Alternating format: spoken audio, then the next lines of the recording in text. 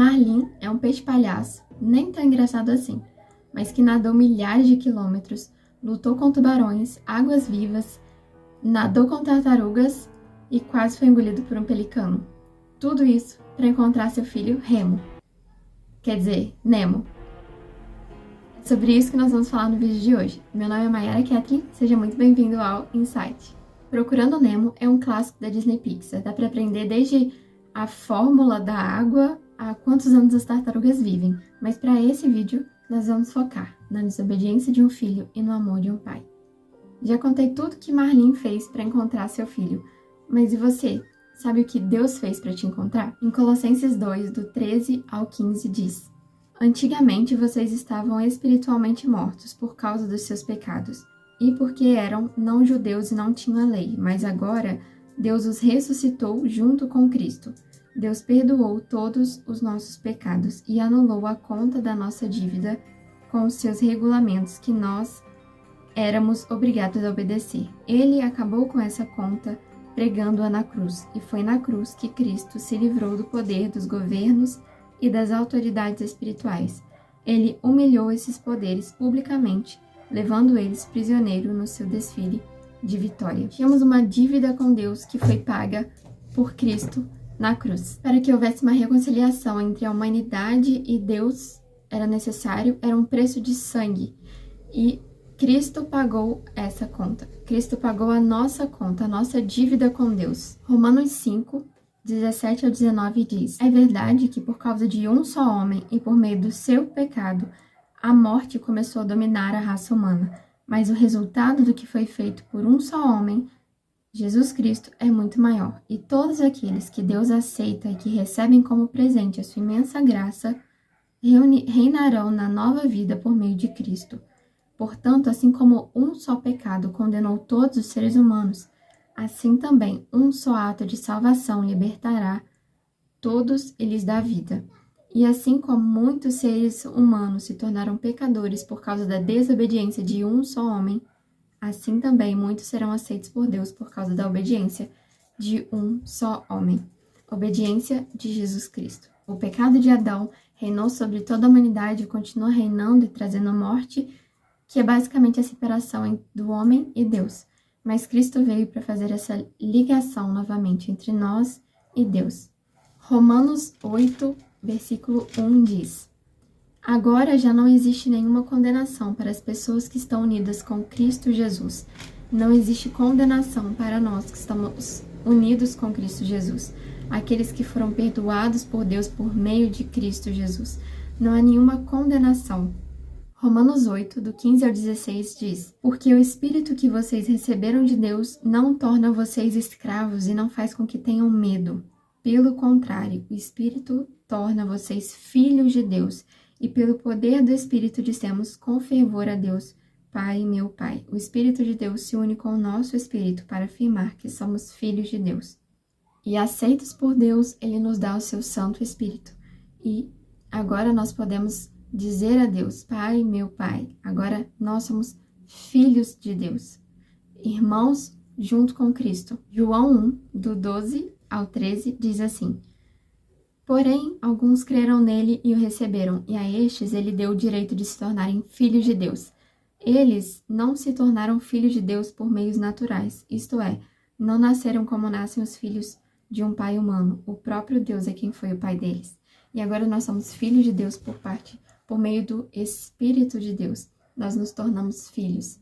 Isaías 53, do 4 ao 12 diz: No entanto, era o nosso sofrimento que ele estava carregando, era a nossa dor que ele estava suportando. E nós pensávamos que era por causa das suas próprias culpas que Deus o estava castigando, que Deus o estava maltratando e ferindo. Porém, ele estava sofrendo por causa dos nossos pecados.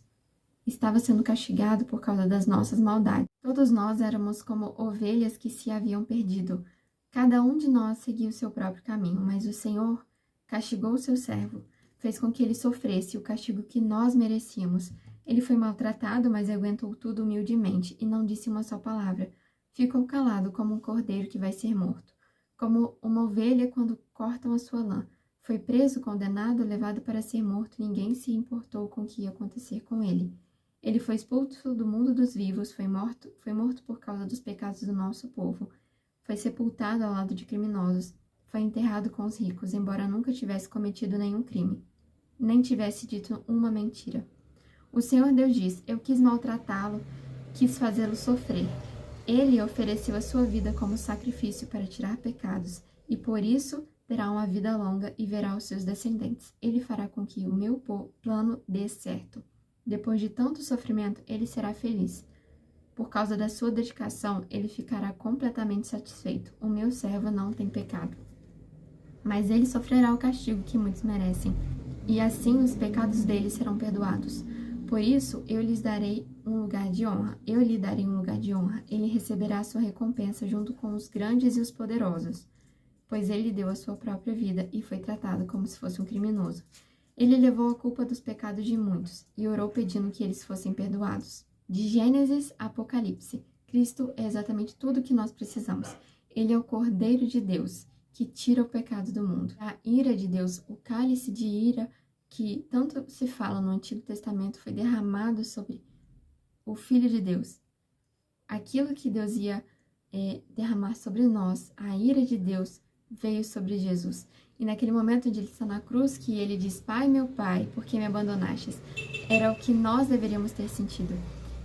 Deus basicamente se afastou dele, porque sobre ele estavam os nossos pecados. No entanto, no terceiro dia, ele ressuscitou e até hoje reina com o Pai. E ele vive. Cristo reina e Cristo vive até os dias de hoje, salvando e libertando vidas, inclusive a nossa, inclusive a sua. E a pergunta que fica é: quem nos separará do amor de Deus se nem Ele mesmo nos separou, se nem Ele mesmo quis essa separação? Quem nos separará do amor de Deus que está em Cristo Jesus? Ele nos ama a ponto de nos receber como estamos e nos ama ainda mais por não permitir que a gente continue assim. Lucas 15, do 20 ao 24 diz: Então saiu dali e voltou para a casa do pai. Quando o rapaz ainda estava longe de casa, o pai o avistou e, com muita pena do filho, correu e o abraçou e beijou. O filho disse: Pai, pequei contra Deus, contra o Senhor, e não mereço mais ser chamado de seu filho. Mas o pai ordenou aos empregados: Depressa, tragam a melhor roupa e vistam nele, ponham um anel no dedo dele e sandálias nos seus pés. Também tragam e matem o bezerro gordo. Vamos começar a festejar, porque este meu filho estava morto e hoje vive de novo. Estava perdido e foi achado. Cristo, ele nos permite voltarmos a Deus. Deus nos aceita como estamos e também nos transforma e nos faz novas criaturas. Nos transforma e transforma as nossas vidas. Cristo é o caminho, a verdade e a vida, o único caminho que leva até o Pai. Nem mesmo a morte pôde nos separar do amor de Deus que está em Cristo Jesus. Peça perdão pelos seus pecados, se arrependa e aceite ser adotado por Deus. Colossenses 1, verso 20. Portanto, por meio do Filho, Deus resolveu trazer o universo de volta para si mesmo. Ele trouxe a paz por meio da morte do seu Filho na cruz, e assim trouxe de volta para si mesmo todas as coisas, tanto na terra como no céu. E se você, assim como Nemo, está achando que o seu pai não está preocupado com você e não vai te procurar, ele vai sim. Porque Deus não desiste dos seus. Ele não abandona as suas ovelhas. E ele te ama. Se permita ser adotado por Deus. Se permita sentir o amor que Deus tem por você. Mergulhe na sua palavra e conheça esse Deus que tanto te ama e que tanto te conhece. E que, não importa onde você vá, Ele sempre está te vendo. Ele é um Deus que nos vê. E nós não conseguimos nos esconder da face dele. Ele está continuamente nos olhando e continuamente esperando que viremos os nossos olhos para Ele e que nos entreguemos completamente a Ele. Ele está te esperando. Ele está procurando por você. Bom, e esse é o vídeo de hoje. E se você assistiu até aqui, comenta P-Sherman, LBA 42 Sydney. E eu quero ver quem entendeu essa referência. Lembre-se sempre o que Jesus faria. Se fosse Jesus no seu lugar, o que ele faria. Ok? Para mais informações como essa, não precisa vir aqui me ver. Basta abrir a sua Bíblia e ler, porque é a palavra de vida eterna. Ok? Um beijo e até o próximo vídeo.